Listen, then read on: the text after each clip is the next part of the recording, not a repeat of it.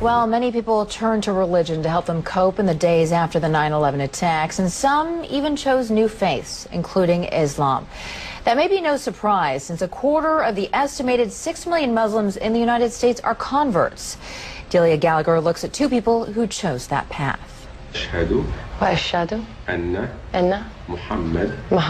Allison Poole says this phrase 3 times in Arabic and then in English. There is no God but God. And I bear witness. That Muhammad is the messenger of God. Is the messenger of God.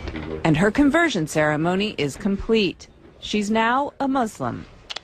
Moments later, she'll marry Sammy and become Allison El Gamal. But Allison, who was raised a Southern Baptist in North Carolina, says faith, not marriage, made her want to become a Muslim.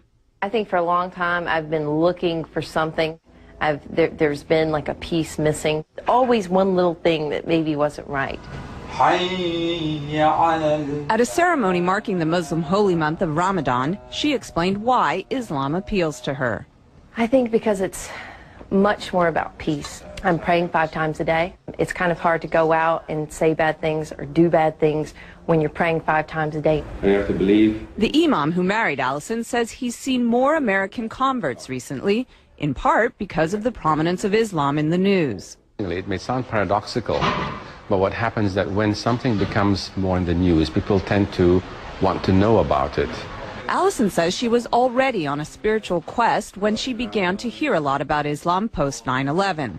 Barbara Cardebuke, another recent Muslim convert, says 9/11 also played a part in her conversion. After 9/11, I thought this is the time when people really have to start looking for real answers to get away from everybody fighting back and war. You have to start looking towards God. Barbara says through Islam she found a one-on-one relationship with God she was unable to find as a Roman Catholic. I always felt when you go to church you're praying to Jesus or you're doing Hail Marys. I used to think, well, where's God? She says her family has been mostly supportive of her conversion.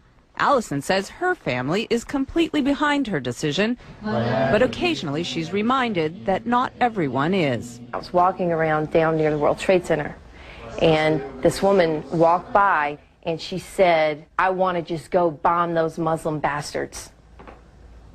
And I heard her say it, and it really struck me, because I was like, you know what, that's me.